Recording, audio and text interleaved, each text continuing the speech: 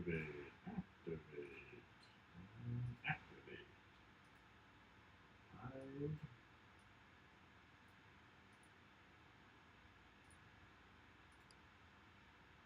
Good morning.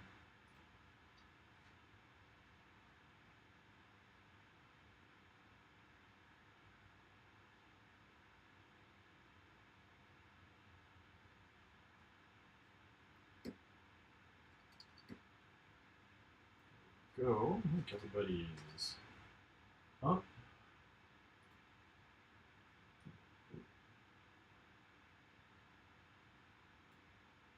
Everybody in their spot.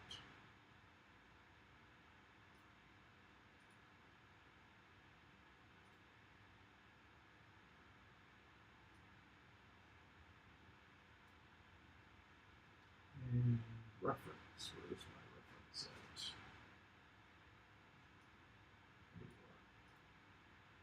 There you are. All right.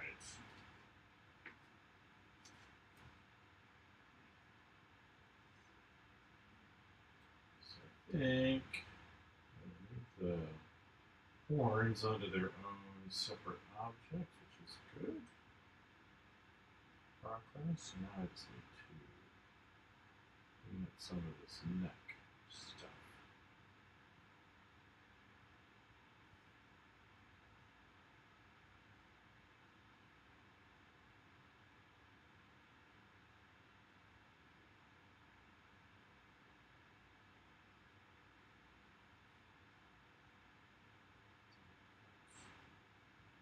I guess this masking brush is supposed to be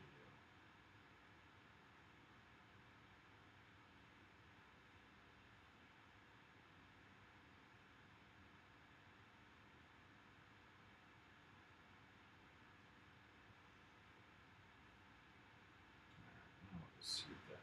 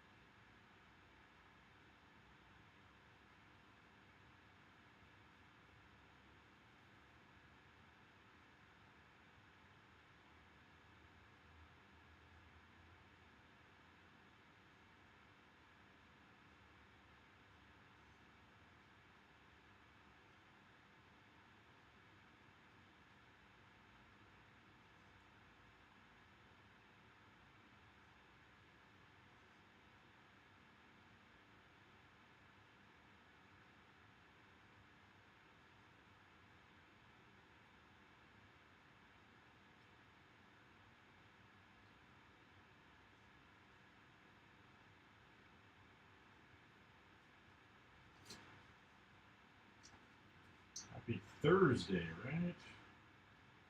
I think that's today.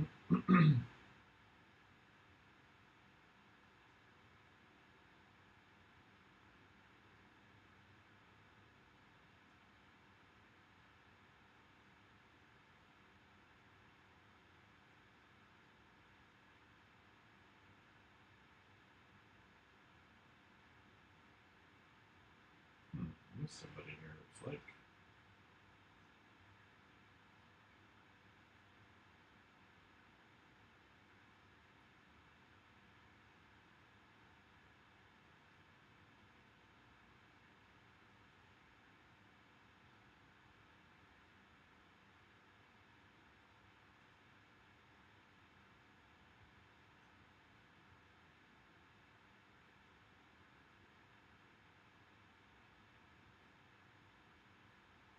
split that off real quick. Add that to the stack. So, yes.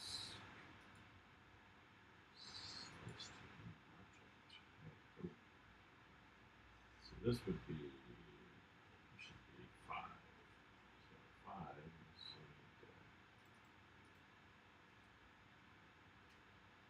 8,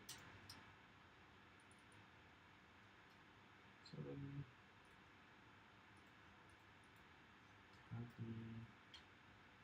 6.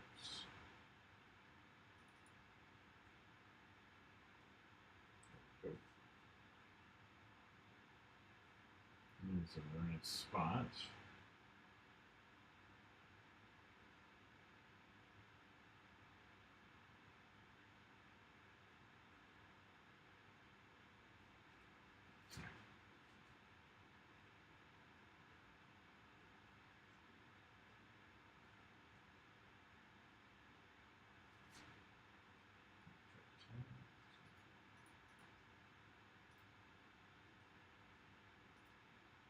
There we go.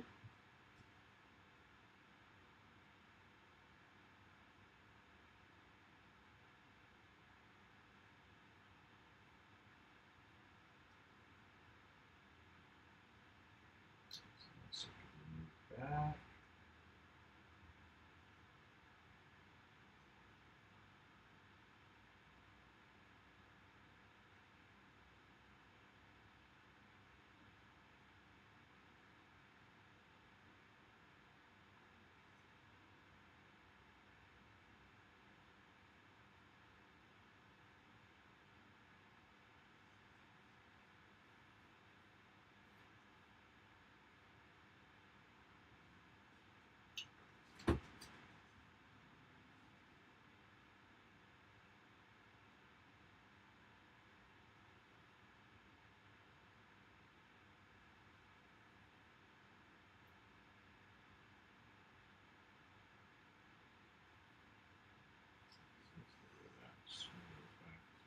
In the right spot.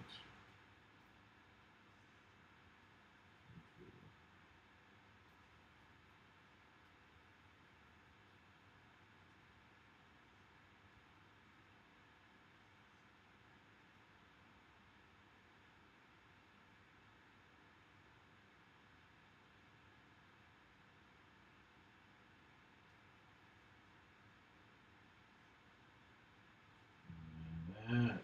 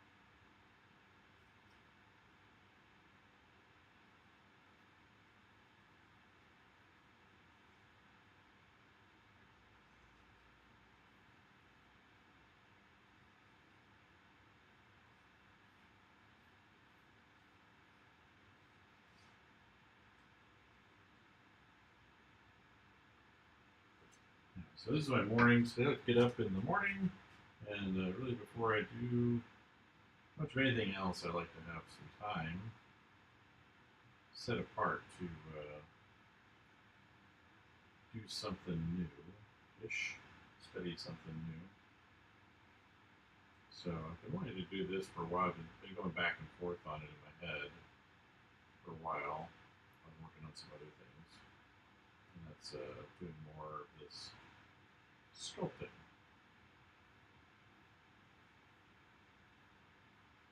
So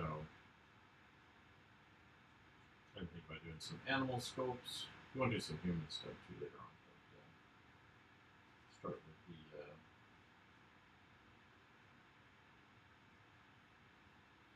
start with the animals. All right, so that's going to be right here. And one of the things we have now in here, these new brushes. So what is going to come up and over? So there's the width. Here's the far forward.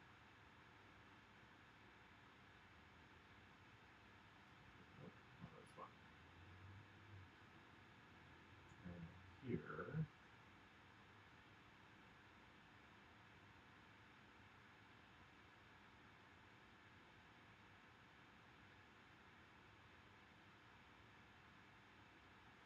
Squeeze that back, and we can do the other two. They belong right here.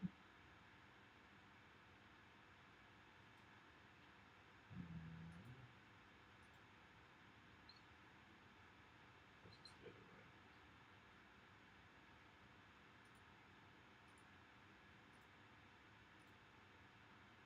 There we go.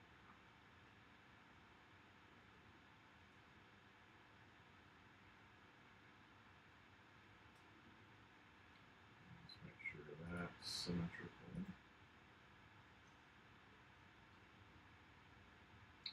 Merge. And all those need to be kind of pushed back.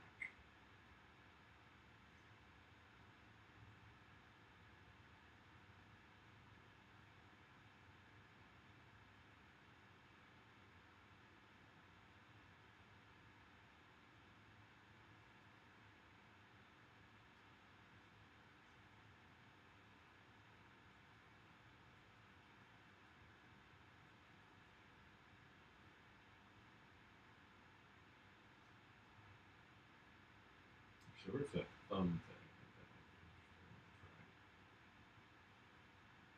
There we go.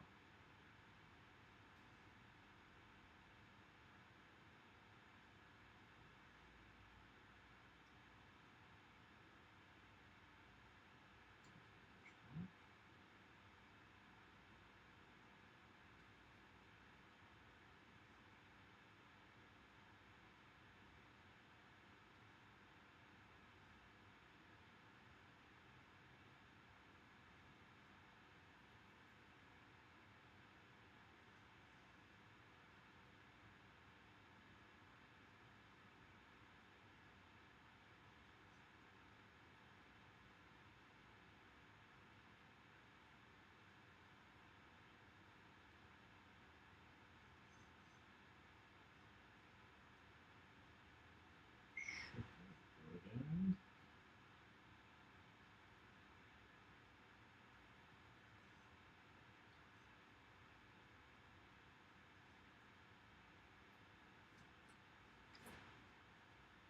Good morning. Don't hesitate to say hello.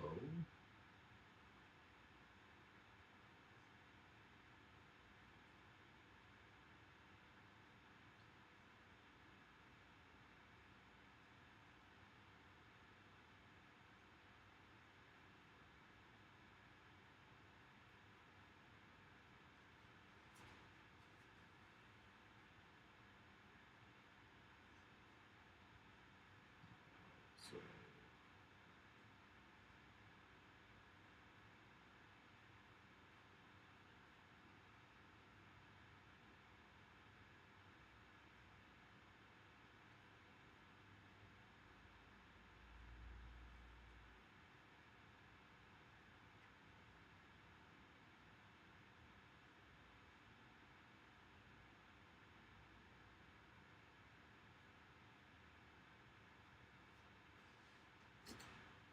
good morning, good morning.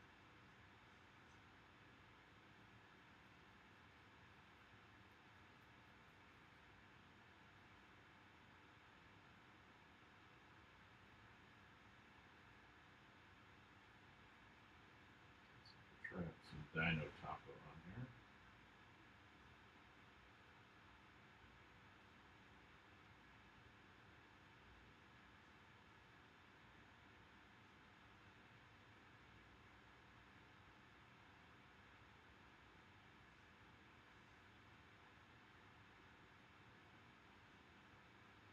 Good morning.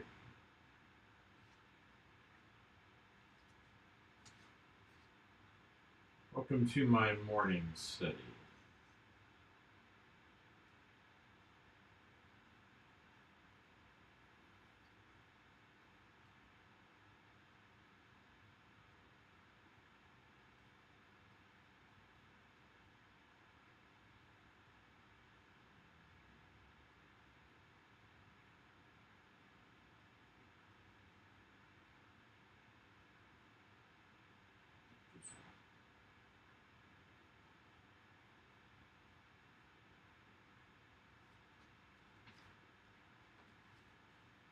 How are we doing out there on the internet lands? Let's see.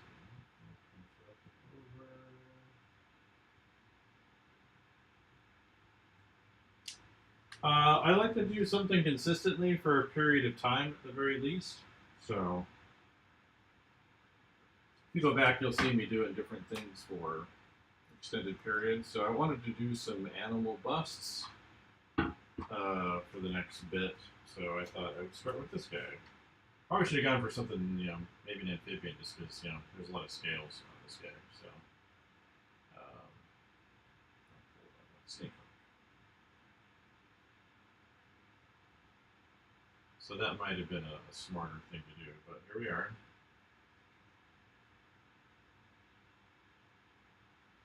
Fortune favors the bold and those not paying attention, right?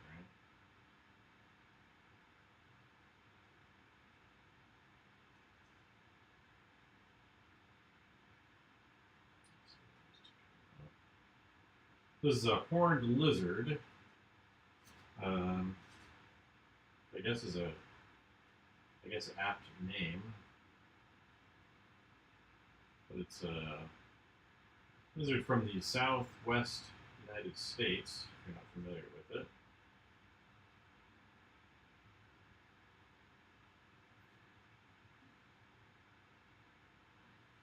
And it's they're not that big. They're maybe like that big. Like his actual head size in front of me would probably be something like that. But they do an interesting thing where they're one of their defense mechanisms is they will squirt blood out of their eyes.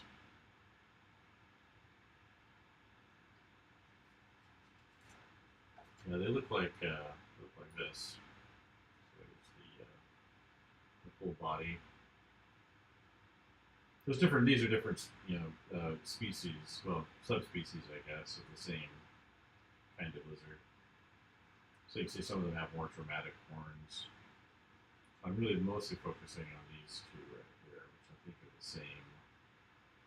same ones. I don't know if it's the same lizard or not, but the same breed. But yeah, you get them real upset or scared, they will shoot blood at you out of their eyes. So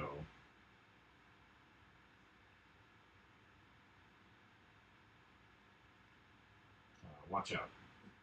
Llamas spit, but these guys, they will shoot you in the face with blood.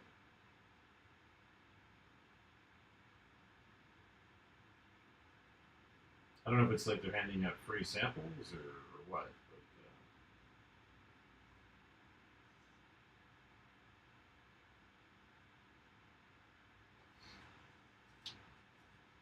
Like, this is what we taste like. What do you think?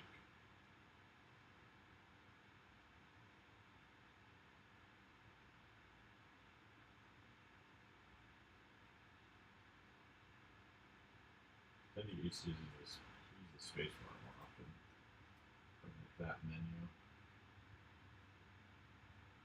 It always takes me a little bit to get used to it. Like, I think I got some background, as a fan of. I never call myself a professional 3D person, but definitely always been a fan of it. And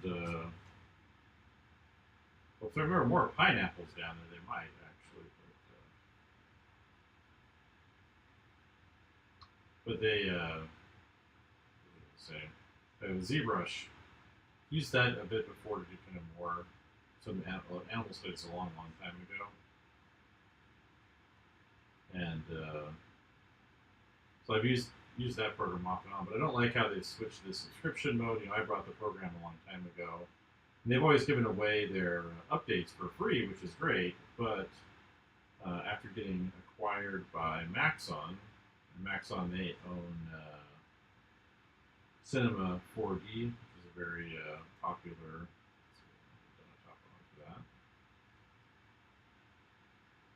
Very popular 3D animation program, especially for people doing motion graphics.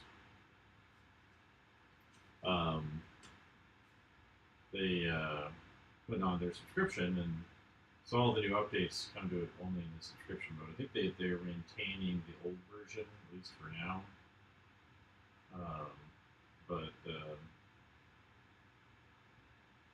yeah, you know, tired of the subscription stuff for software, especially if they haven't really added anything new per se. It's all just, you know.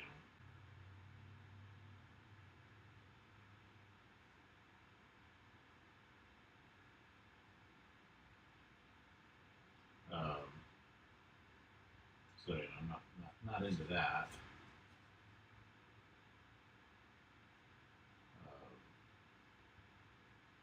And I get all this stuff for free, so I don't even have to pay for Maxon or Adobe with my university teaching job. So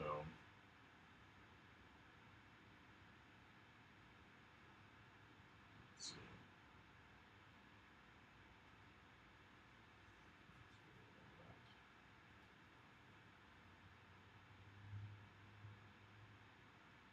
So, but you know, there's other options out there, and I definitely think they're worth exploring and understanding. Like I've been using, you know, Blender a lot. They can't hear me on the YouTube Twitch stream. Let's see, it shows audio broadcasting. I can hear me in my head. I might want to check your audio. Are you muted? Because I can hear myself in my ears.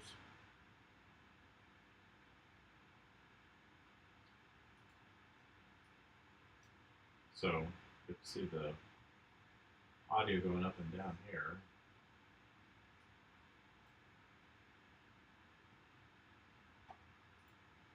Yeah, yesterday was working fine. I haven't changed anything since yesterday. So,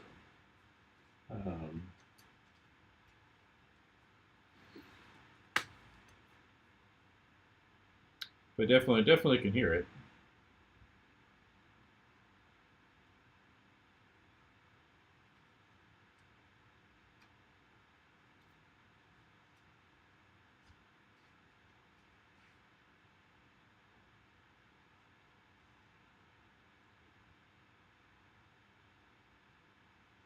Yeah, let me know if you figure it out.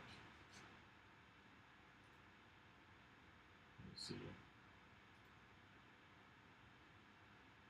Pause over here on the music.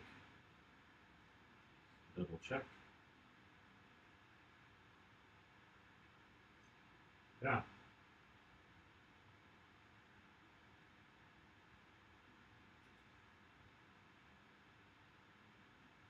Let's see. I think actually one of my chat members is muted. Where did that? Oh, that's where it's from. I can imagine it's from Kickstarter. Probably hear myself, I think, on a delay, especially.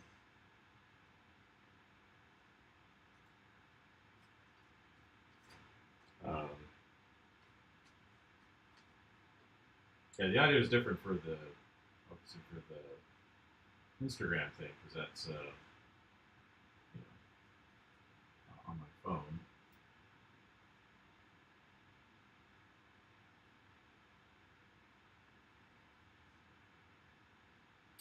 But yeah, anyway, so yeah, one of the things that we've been kind of dealing with using this, I'm used to the key layouts a little bit different. Some of the shortcuts, Control and Alt especially, and ZBrush control is for masking, and Alt is for kind of doing the inverse of something. And so I keep hitting it, even though it's the wrong way of doing things. I could remap it, but I don't know that I'm going to go back to ZBrush necessarily, so I might as well get used to this. It's like, yeah, they've got the shortcuts in Blender are a little different than other programs, where in other programs you got your W, your S, and your E, I think it is. But for their W, it's the G, it's for grab. G is for grab. So for movement.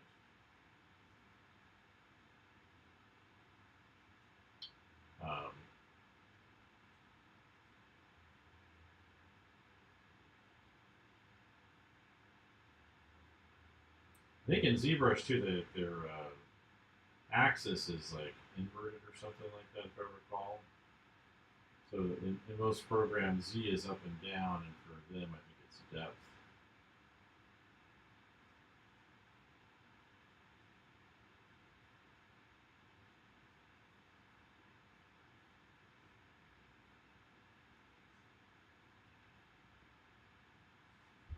Hopefully you got it figured out.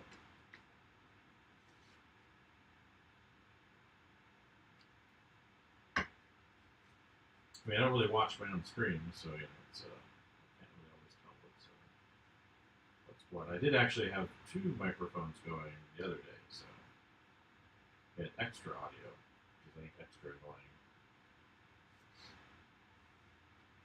Yeah, I'm not. I like to say I'm a fan of 3D. I'm definitely not an expert. Um, more of a 2D guy. I've done a lot of digital stuff. I've been switching more and more to doing analog media, so real stuff.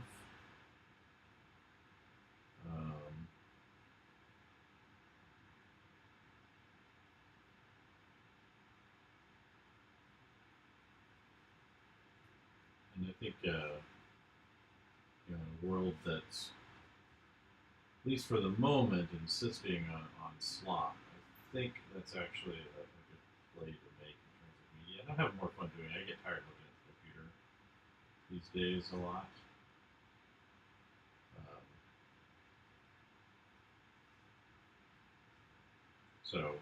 But I was off for a bit, not broadcasting. Mostly I was working on material nodes, and that's just not the most exciting thing to watch, I think.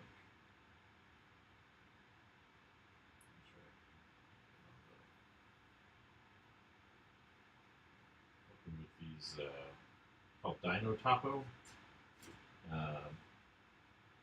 ZBrush had an integrated program called Sculptress, and it does a similar thing. Basically, it subdivides as you go, so it kind of creates detail.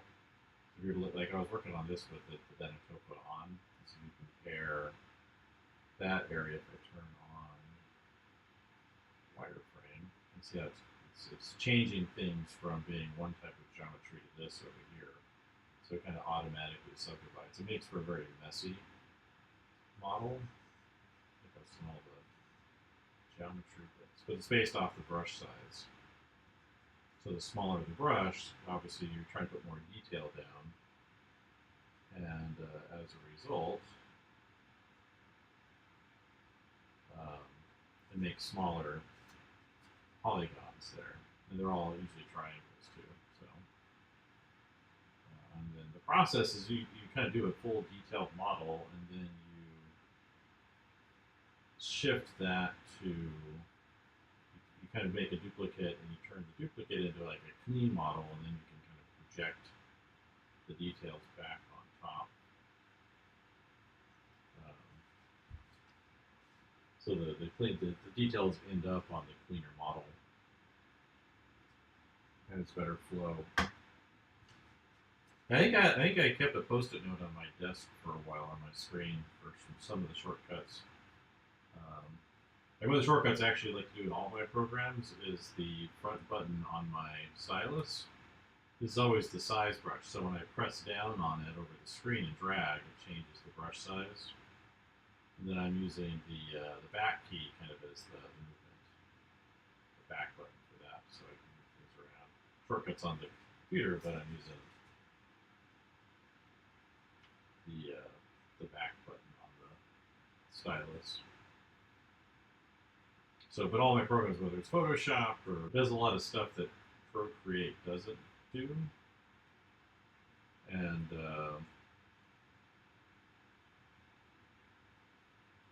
I like how it handles perspective or shortcuts and things like that. But one of the things it does is you can do a 3-finger swipe.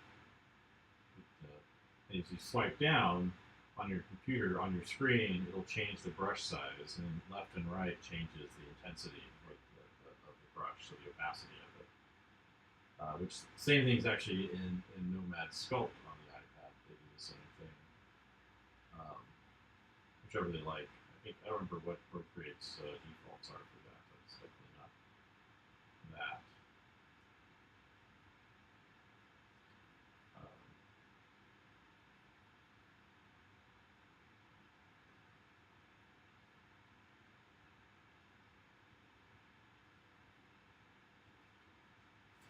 But yeah, for the morning sort of thing, I like to get up and spend like an hour, hour and a half doing something. And oh yeah, yeah. If you haven't tried out Infinite Painter, definitely pick it up. It's kind of free to try. It has its own brush engine, so you can't import brushes from other programs, but it also has brushes that do a lot of unique things. So it has like a brush that's like a selection fill, which you can get in like Clip Studio. Infinite Painter doesn't have it, at least last time I checked.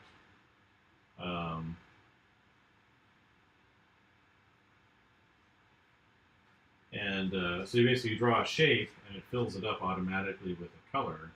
But it also, in addition to that, so what it does is different actually than say Clip Studio, is it will fill it all. You can also apply a texture to the fill, which you can't get. I think other programs don't do that like at all. And so if you want to do like half screen tones, you can make your own screen tones in there, which actually I've done. I have like a brush set of inking stuff that I've made like the dot screen tones for. And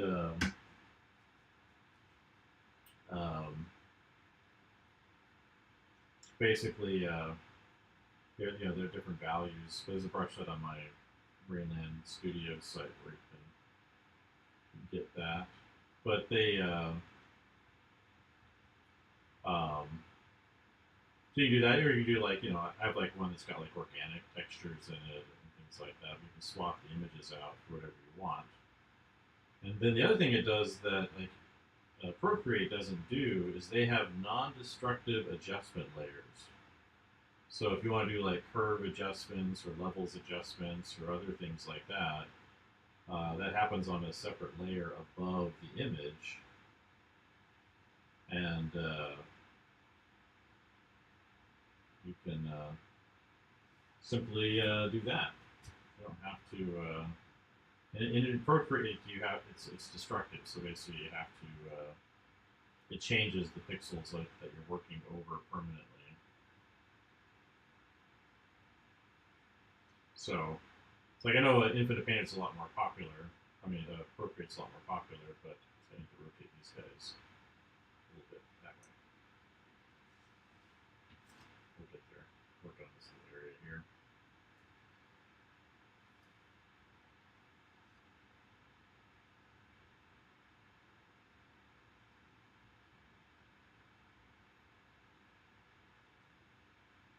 So yeah, I don't know why it's not as popular. I know it's just one guy that kind of runs the whole thing. I've met him a couple times. Yeah, so yeah, it's an Infinite Painter. You don't get that in Procreate, so I think it's like $10 or something for the app now. But I'm always selling it. I'm always saying you should try it. A lot of people are like, well, I don't know, I'm used to using this other thing. I'm like, take you like an afternoon to like get used to using it. It's not, it's not rocket science. It's just if you can draw and paint one app, you can draw and paint another app.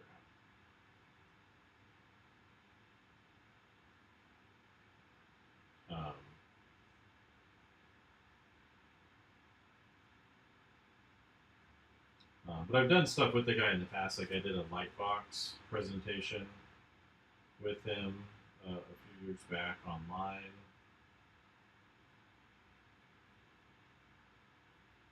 And I think that's on YouTube somewhere. Drawing a spaceship. They have an interesting. You can kind of customize the shortcuts out. So yeah, you can customize shortcuts. They also have a pattern drawing file. So you can draw patterns. So if you want to do like say hand painted textures for 3D stuff, you can create repeatable, tileable textures in there really easily. Though Procreate you can paint on 3D models, which is cool. I've done that one time I think actually. Well, a couple times I played around with it, but one time finishing something. So they're all worth kind of using for their own things. But I think like for digital painting, like there's just a lot of digital brushes are digital brushes no matter where you go. They're all just stamps, really.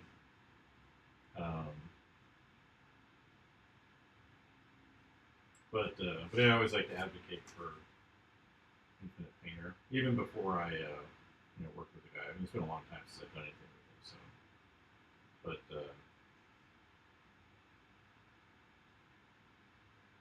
But I always like to advocate for him just because I think it's unique and it does a lot of handy things. Like it's got you can one of the things you can do in Procreate, right, is you can draw like a curve and hold it, and it'll kind of smooth out the shape, right? Or if you draw an ellipse, it'll do that.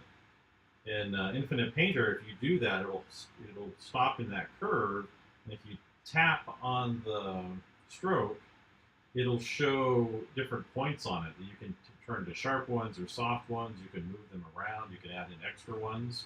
So if you're doing anything like architectural or mechanical, it makes it really easy to kind of adjust how things fit together on there for that. And the other thing it'll do is when it's in perspective mode, it has a circle drawing tool, which again, Procreate doesn't have a square drawing tool or a circle drawing tool, at least last time I checked. But if you have the perspective on, the perspective snapping on, it will actually snap that circle into the correct ellipse in the perspective grid. And you can actually move it around too, so you can draw it down and use whatever brushes you have assigned at the time you're using the circle tool.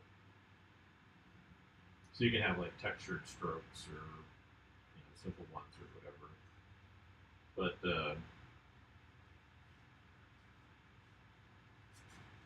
yeah, so it does all these like really unique things that I think are really cool. And I didn't realize it did that, so I actually found that out when I was doing the presentation with at Lightbox for this guy. Like no, it's like I knew it's like snapped to ellipses, but I didn't realize it like did this whole thing where you could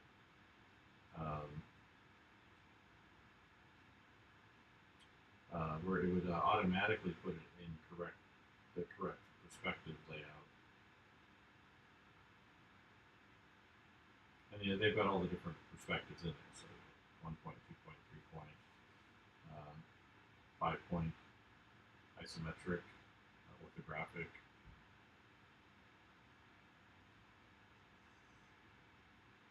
Which everybody has. But the other thing too that I don't like about Procreate is you have to go into the menus to open up, Procreate a better marketing or a better thumbnail or whatever. But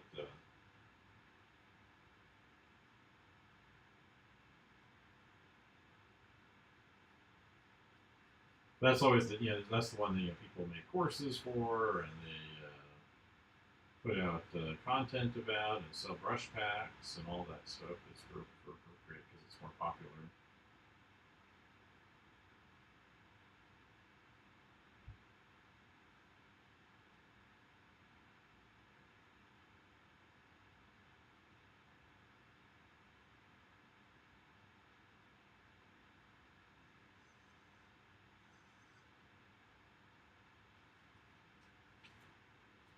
Yeah, those seem to be too big too.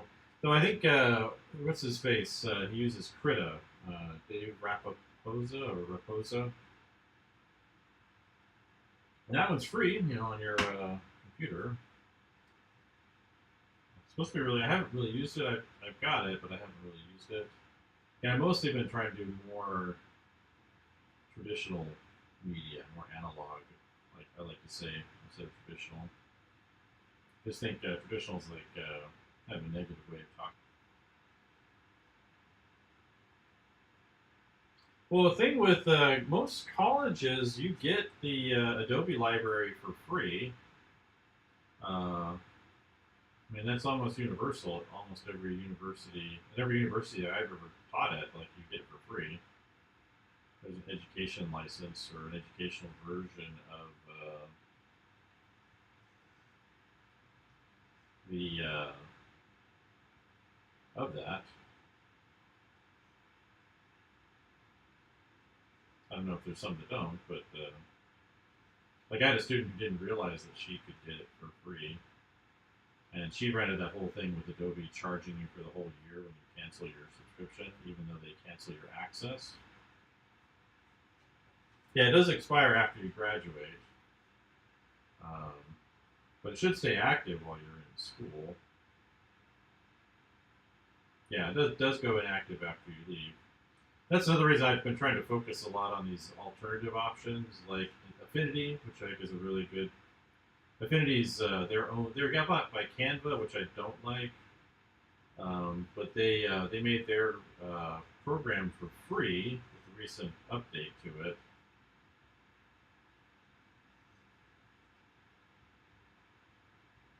and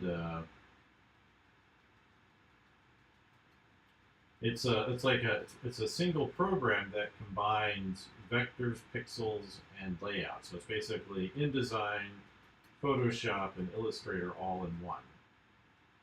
Um, and it's actually much smaller on your computer too. And I bought the version 2 one a year and a half, 2 years ago, something like that. And anyway, but they were acquired by Canva just before I bought them.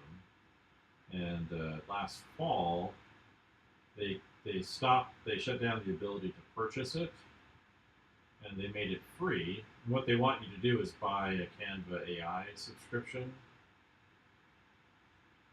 so you can, I guess, generate stuff inside of the program. In fact, there's a tab for it in there. You can turn that tab off, so it's not intrusive. But it's free. You just have to have a Canva account to kind of log into it, but it's free. So,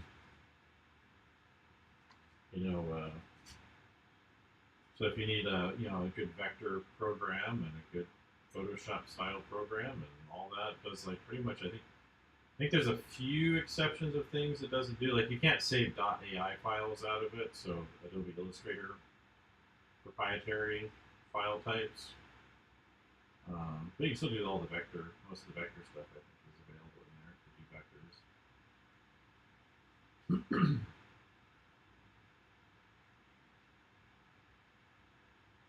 So again, that's one reason I have been trying to learn these alternative ones. I know a lot of students won't necessarily have easy access to Adobe, unless they're working actively. I think really the only program you can't get outside of Adobe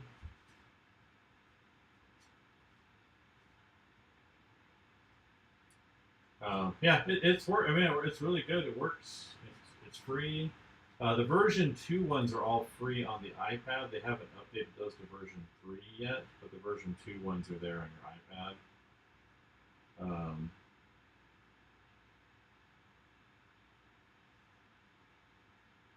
They did give away some free fonts to people who had paid for the original version, which I guess is nice. I don't know that they're fonts I would necessarily use, but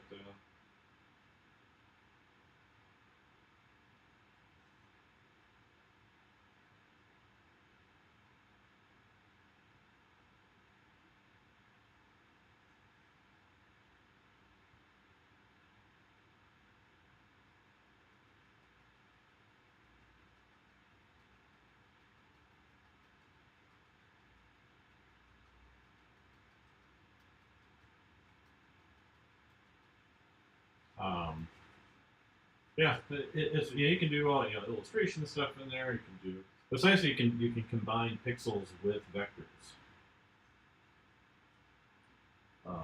That's kind of what's interesting about it. In addition, if you want to do comics or something, you can do your layouts in there. Let's see where that would be. Horn crest number 1. Let's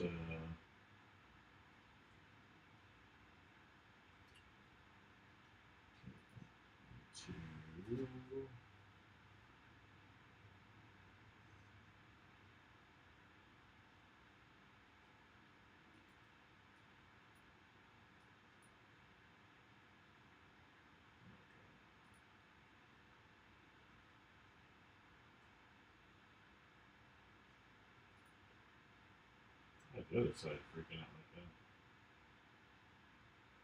Let's go delete these.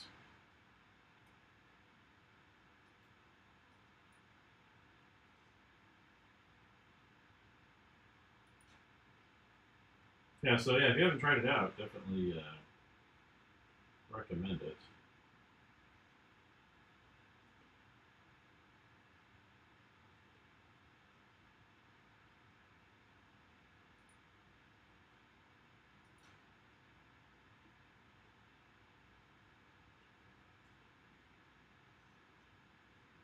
It's like DaVinci Resolve is there now, and that's free. And there again, it's kind of funny because they all want you to buy AI stuff, so that like they do want you to pay for. Oh, we got ourselves a bot. Let's see, where is he at? I have to wonder if these ads like ever work on anybody. Let's see. Where am I? I do have to wonder about like these.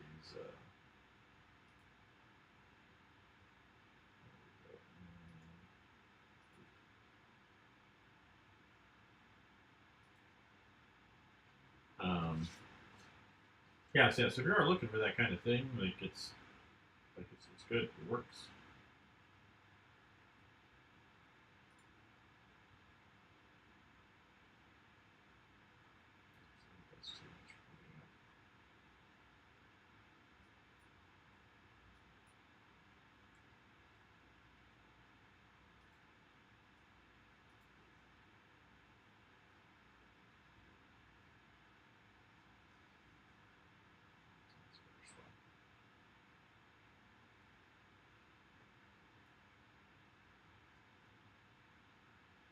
Yeah. Well, all these companies, like I think that's what they think their customers want, and there's not really that much evidence that that's the case. But I think part of what they rely on, like Adobe definitely relies on that they've got like major institutional support. So basically, every university, every major corporation that does graphics, like they use Adobe. And it's been that way for a long time. Though I think Canva itself is like a big threat to Adobe just overall. Because it has all these templates. It's like easy to use. Same with Figma. But Figma's stock has been going down. I don't know that Canva ever went public. But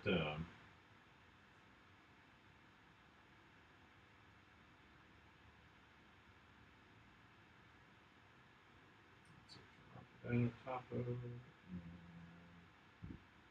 Grabber.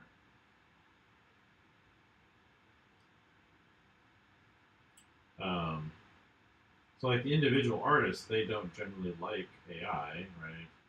But there's a lot of institutional inertia. That's like why Blender hasn't been adopted by a lot of companies, even though it's free. There's a lot of people that are invested in their skill sets and workflows, and all those things are really hard to kind of let go of, regardless. So it's like I get it, but I think the one thing I found though is like switching programs hasn't really been that hard. Because if you know how to do something, like I'm familiar with ZBrush. I'm not again not an expert in any of these things, but if you're familiar with ZBrush and comfortable with it, like learning to sculpt in Blender isn't that bad. You have to like deal with Blender's quirks or the things that are a little different, but but it's also about asking yourself, how do I do this here versus over here? So if I'm trying to do the sculpting stuff, I was like, oh, I didn't realize that there was this hue remeshify thing in here, or it's hue remesher or whatever, which does an okay job of getting a smoother topology on things. Let's push this guy in.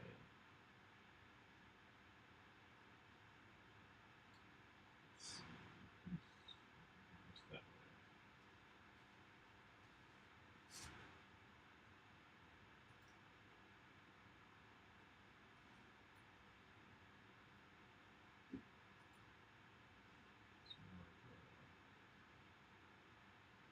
Pushing it in that way. I'm not sure which way would be the best way to do that. A lot of it's just like asking yourself the question of how do I do this here versus over here. Guess I could use the trim mode. Trim brush.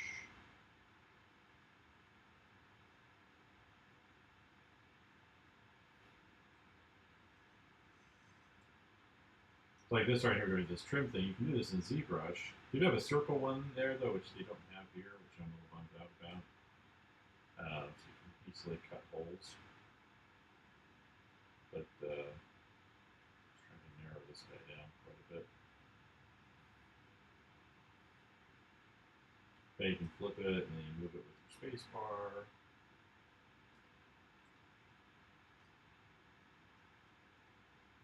And that gets that to be a lot flatter. It's too thick before.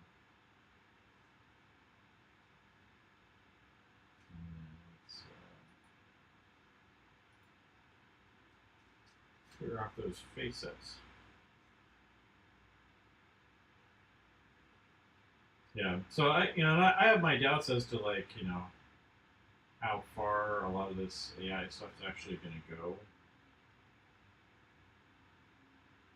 Just because it's not proven to be even if it was didn't have a lot of issues that I have with it, the copyright stuff, the environmental harms, etc. Even if it didn't have a lot of that stuff, it's not profitable at all. Just from a strict business perspective, it's there's no money in it. The only way I see there being money is people pulling the rug out on other people when it goes down. Because it costs so much just to train stuff. Not to mention the infrastructure build out, the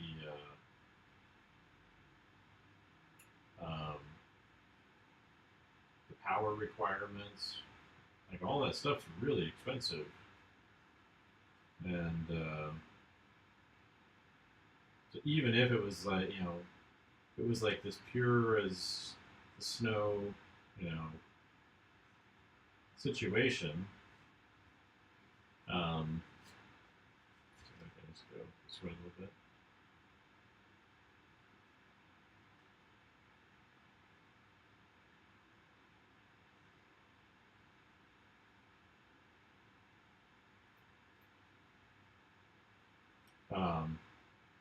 Like there's no money in it. People don't want to pay for it, like the full cost of it anyway.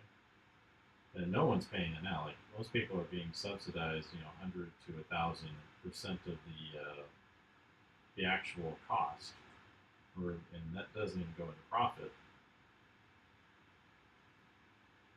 So I don't know, like it should be obvious too by now to all these people that like there's no actual future in it. I don't know if it's FOMO. It feels like it's more FAFO than FOMO to me. So I think there's people that believe that it would do a very particular thing, um, that it's not. It should be obvious that it's not by now. But like, I teach a university, and our university, they really want everybody like being on board with the AI, I'm generally pretty shocked that like I'm the only kind of outspoken person in my visual arts department about it.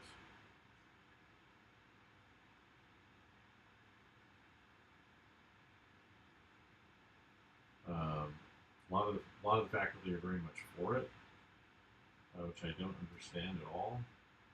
There's a number that aren't for it too, but the majority are definitely like they're all about it. I think it's they told me directly it's more creative than they are, it's more capable, and I don't believe that's true about them, but that's what they say. But I think one of the big things kind of getting people, these companies into it is they're looking for the next big growth area. And we really haven't had one in tech in a long time. So the last one I would say would be the mobile internet, the mobile device areas, whether it's tablets or phones. Was the last like really big growth in tech, and there really hasn't been something new that's come along. Like they've tried a few different things, NFTs or crypto or metaverse. Um,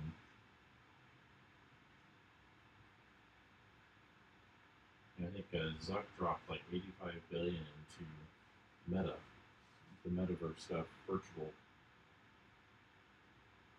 reality, and it did not work like at all. Nobody wants that. There's nothing wrong with VR per se as like a hobby thing, or there's certain kinds of training that's really good for, or real estate stuff that's really good for. But it's not. It's not an $85 billion market. And same with like generative AI stuff. Even if like say the code stuff is okay, which there's a lot of questions about that. Like it's not worth the hundreds of billions, if not trillions, that they've put into it already. Like it's just not that valuable. It's like the whole art thing, like the art stuff that people do that with it, like that's usually the lowest cost thing of any project. Um, getting the artwork and the photography for like an advertising campaign, that's the cheapest part. Like that's the least expensive part. Or we see like Martin Scorsese saying it's really great for storyboarding. Well, storyboard artists are really fast, and they know what they're doing. They're not just like putting something random out, and they're also cheap relative to the production. Like that's the least expensive part. Or people think it's going to be great for CGI, but I just don't. It's inconsistent. So it kind of works, but it's never it's never good enough. And then humans, like after a certain point of trying to correct things, like they can't keep up with it. It's too much stuff to pay attention to. So like with coding, they say, well, yeah, you have to do the code, then you check the code, make sure it works. You look through it, look through all the lines that it put down, and verify that it's good, and that'll be like the future. But humans' ability to like pay attention to like they tested it with code specifically, and it's like you can pay attention to about 200 lines of code before your ability to pay attention starts to break down. Um, so there's all these things that they say are the reasons why it's going to be great, and I don't know, I just haven't. Evidence to me at least is lacking.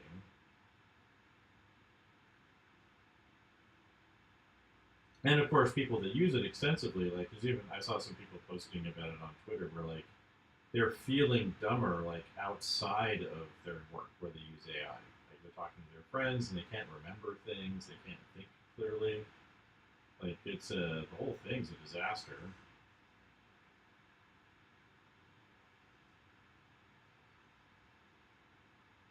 Which was one of my early arguments with people. I was when I was in a department at another university, and they were jumping on the AI bandwagon really hard, really fast, and um,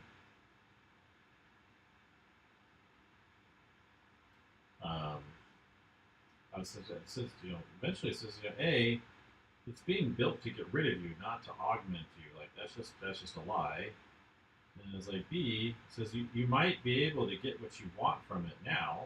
Like you might the results you're looking for or whatever. Maybe you're getting that right now. I don't know. I said, but eventually you'll get to the point where you won't be able to. You'll just accept what you get, and you won't even know that you're doing that.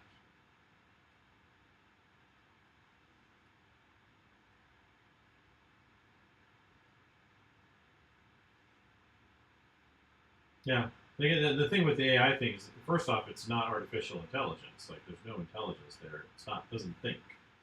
It doesn't understand the gig. It doesn't understand the job. It doesn't know what it's putting down. Like, there's no thought there. And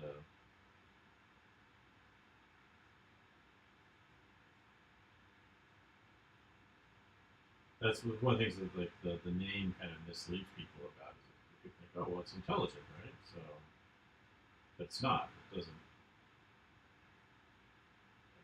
There is no intelligence there at all. Like it doesn't see the difference between a sunset and a hamster. Like it doesn't know what that means. It's a probability matching machine.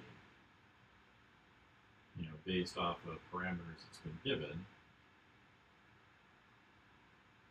So it can only give you like the average of something.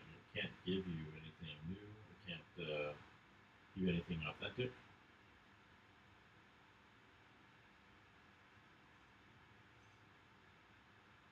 Like it just doesn't. It's not possible.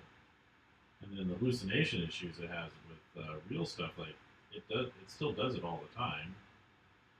People complain about it, I think, a little bit less, but it's kind of built into the system. You can't get rid of hallucinations because it does probabilities. It doesn't think. Even the what they call the reasoning models don't think. Yeah, the thing is, it doesn't even actually summarize. It truncates. So it'll look like a summary, but really what it's shortening the text.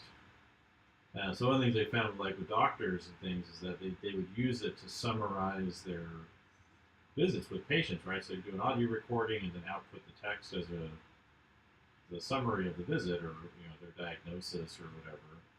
But it hallucinates stuff in there because it doesn't actually summarize. It truncates, which is a big difference of function. And they've even found like it'll be looking at like a basic spreadsheet, run its analysis, and it will still make up stuff that's in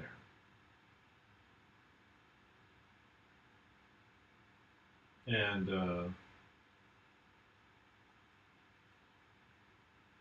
so it's bizarre. So it's like in things we seem to be using it only for things that we tend to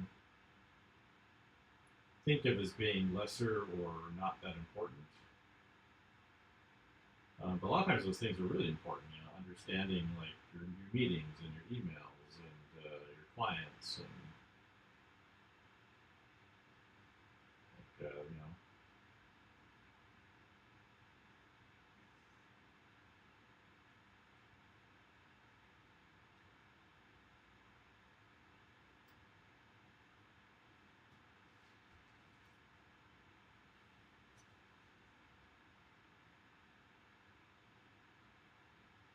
Yeah, well, because you're learning to think, and you know, when you do your own stuff,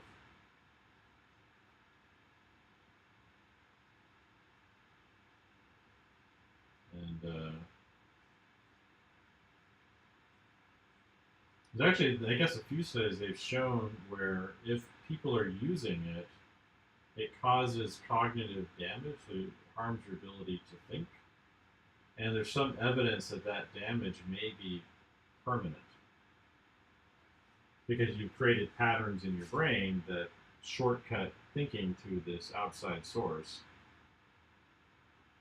and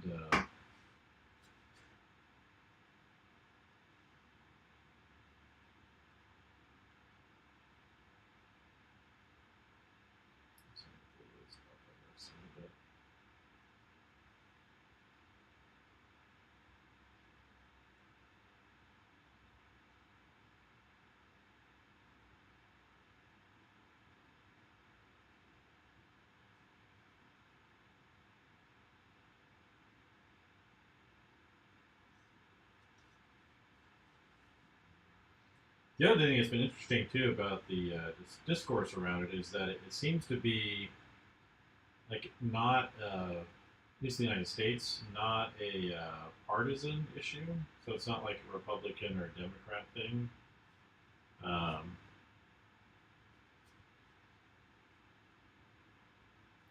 like Ron DeSantis, like he speaks up against it all the time, which is interesting. Uh, you know, problems, you know, them in other ways, but I think there's another Republican Senator Josh Hawley. He brings it up too all the time. Talks about its problems.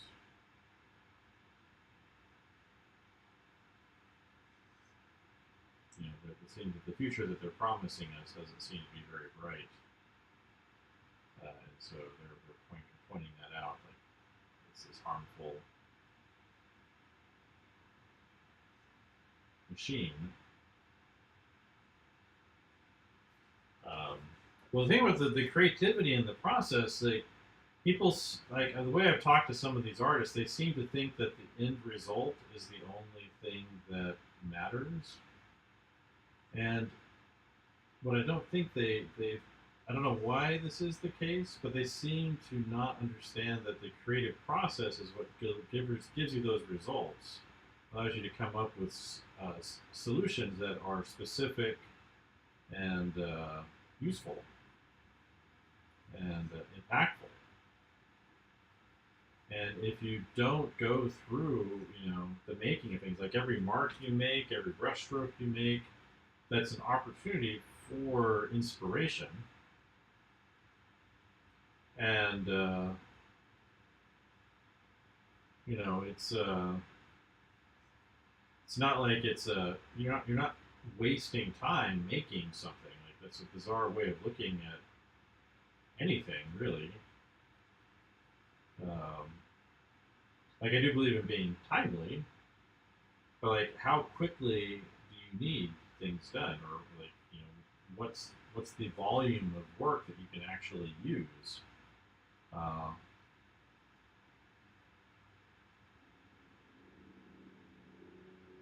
you know that's a question I often ask. Is like, oh, how many possible solutions do you even need?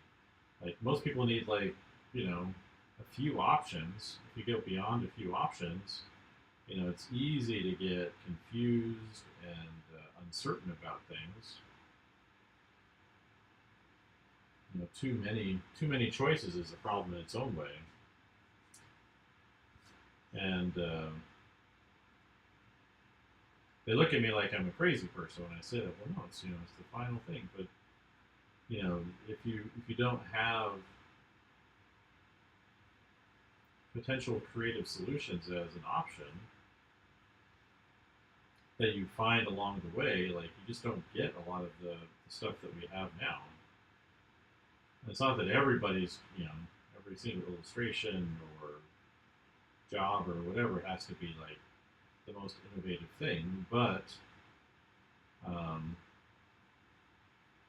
it's the use of your tools that kind of show you the way for a lot of this stuff, and to kind of put that off to the side as being lesser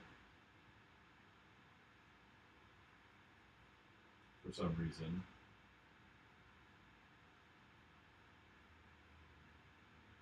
I think it's just a failure to understand the profession you're in.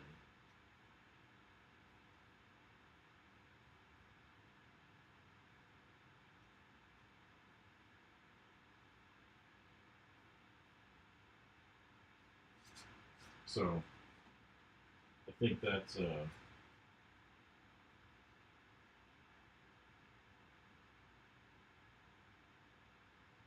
always think that's worth kind of pointing out.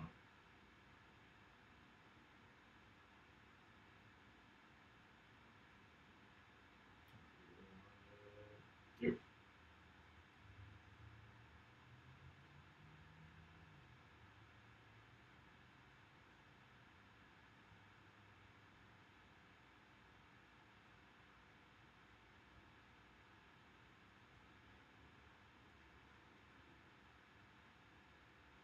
If I had to get this head done in a certain amount of time, I'd find a way of pushing through on it. But it's for my studies, so it's not.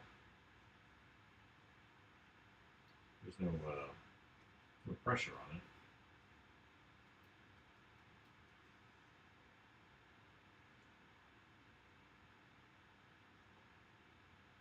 But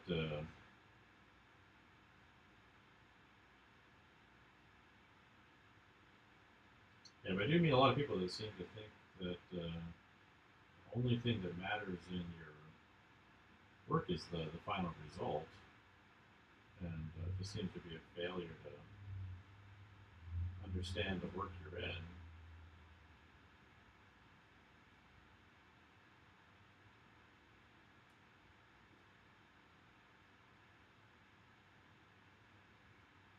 It's like in filmmaking, it's that collaboration between all the different departments that makes something possible.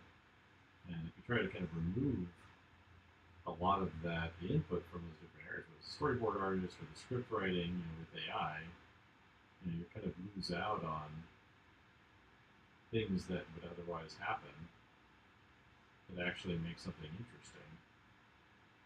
It's like I think digital, to some degrees, I try to encourage them to be analog. There's a lot of fear for some reason, like of making mistakes.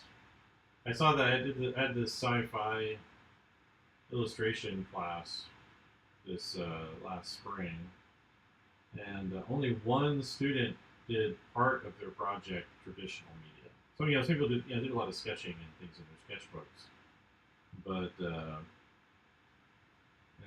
he ended up. Sorry, I need to email him back. I forgot he emailed me. It's been a while. I wanted to put me down as a reference, but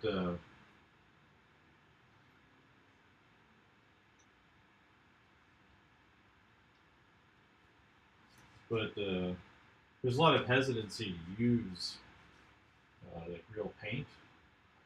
And the thing is, I like digital is faster, but I don't know that it's that much faster necessarily, depending on what you're doing. And there's the scientific studies that show you grow more cognitively the more you use physical media. And so I've been kind of one thing that I've been saying in department meetings is that I think digital, the focus on digital may have been a mistake.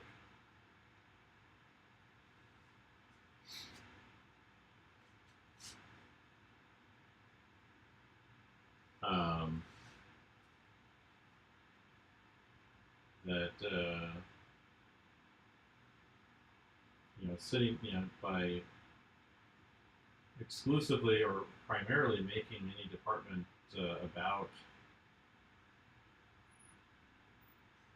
the digital stuff, I think we lost out on specific kinds of cognitive development that happen as a result of using it.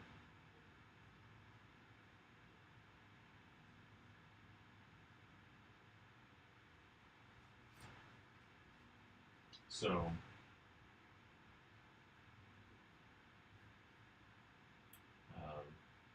it's not that I think digital doesn't have a place or whatever. Because when I say that, people look at me like I'm crazy, even among the teachers.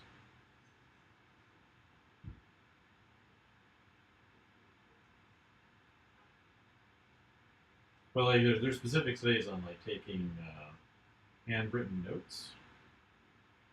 How long have I been on here anyway? Okay, like 15 minutes.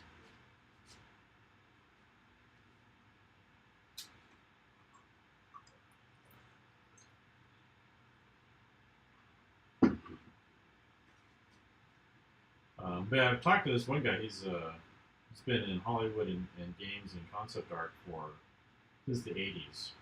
Kind of worked in both areas pretty extensively with like big directors, big projects, and he remembers. He says when things shifted to digital in the late 90s.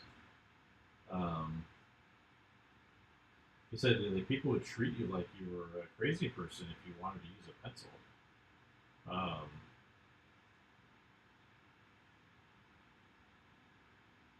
Like like you were out of it or something like that. And he's someone who does like 3D simulations and like he's really capable across multiple disciplines.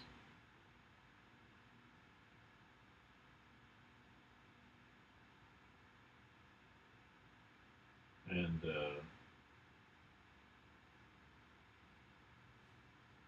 but he remembers it being a really strange transition where everybody jumped on it really fast and tried to exclude people who didn't.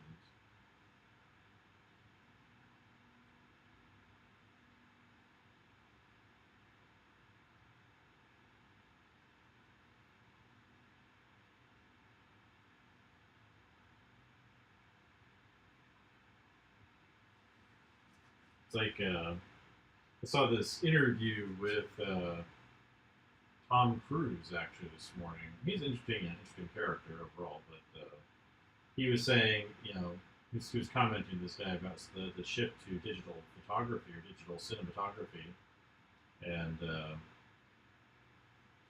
he doesn't say it's bad necessarily, but he says there's things that happen with real film and real lenses that you don't deal with when you're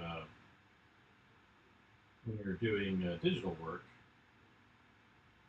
That there's the fact that the lens was probably handmade, and there's things that are embedded in that lens that you just can't get from a digital effect. Or if you do get it from digital effect, it's like it's being laid on top later, and it's not really part of the consideration of the film that they're making. Or the idea of fixing things in post, making putting things off and being lazy about how you're setting up your shots and what you're doing with them.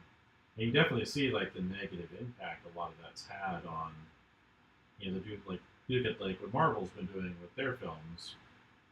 The kind of the complete collapse of interest in them, and they're kind of famous for having like bad CGI, which is funny because they spend hundreds of millions of dollars on making these films,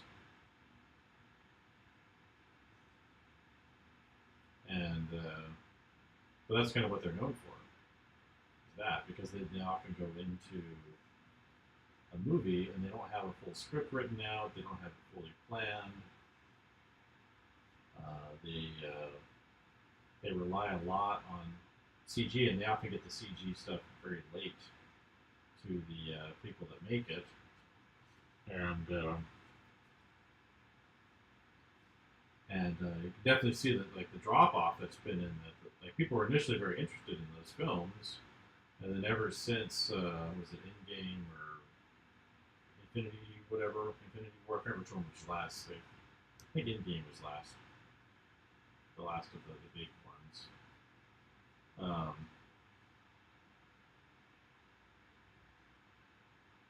But it's like, you know, they seem to think that they can just get by on brand, and they don't have to actually plan, and that's not been the case over the last few years.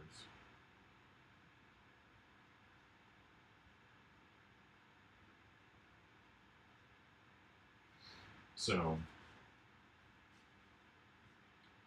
but what he was saying though is that the digital stuff that makes people careless, and I think that's true for even artists who are working, you know, on a computer or on their iPads, is because you can infinitely undo or do infinite variations.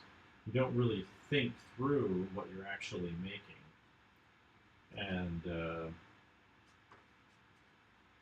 that's a problem. The other thing you kind of run into with digital stuff too is you're kind of working inside of a little box. It's like my screen right here. Like I can't really, I mean, I can't pick up my screen and move it this way or up. Actually, I can. It's on an arm, but it's still not a lot of fun to do that. I've got a big arm in the back that lets me. I can actually rotate it vertically if I wanted to and work that way.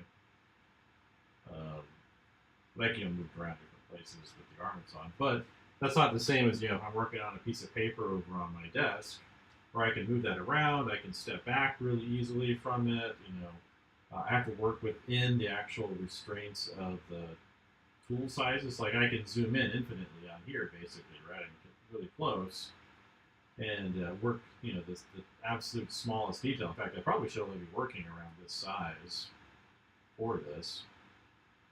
I've probably been working too close as it is. But you lose out on that ability to actually like have physical contact with it, haptic connection. Yeah, but the thing is like that. But that's like a trick, right? The no undo thing, like you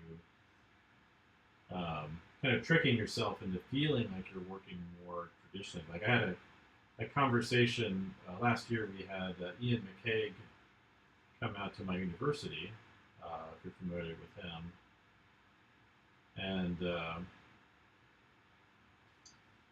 anyway, I was kind of showing him around. I kind of took over the showing him around duties, which I didn't mind doing. I think other people were kind of sort of doing that, and I was like, kind of jumped on it, working with him really close while he was here. I had a conversation with him, and he was saying that one of the things that he does to kind of help himself stay sharp, because he does a lot of stuff digitally on his iPad, older iPad too. I thought that was interesting. But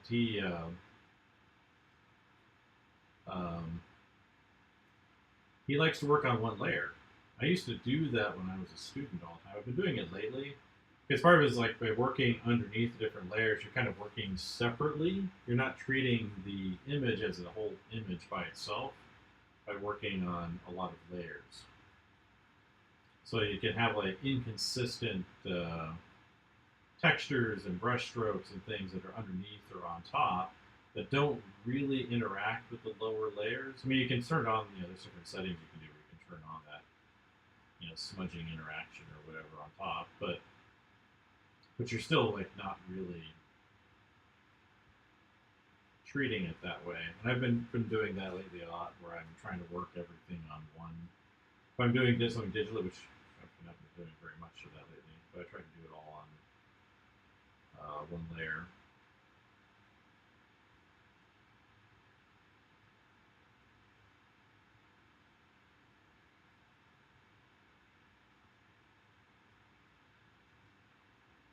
So that you know, over the undo, I think I would definitely recommend that, doing that as much as possible.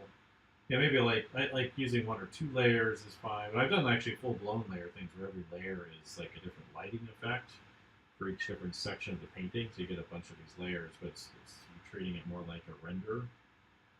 a render painting, like rendered layers. Let's see. That needs to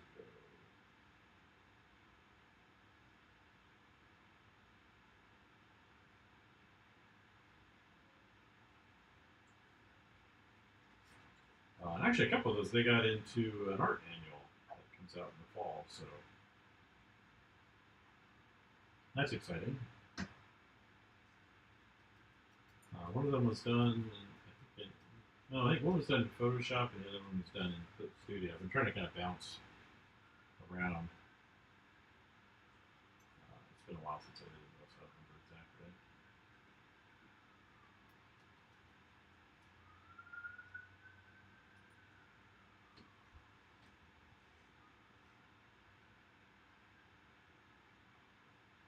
Yeah, so yeah, because like when you're painting a painting, right, you're not really like doing layers unless you're doing like masking with tape or something.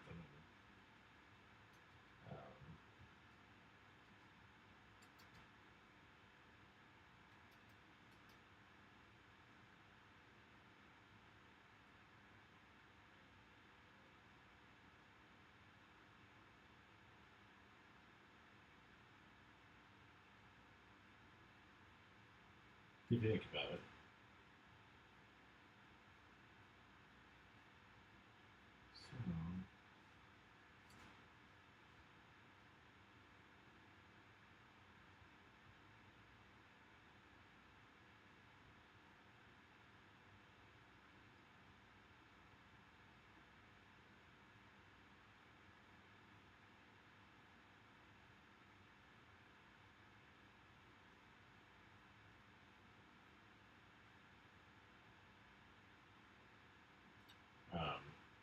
And you know, it kind of forces you to be more focused on what you're doing and your choices.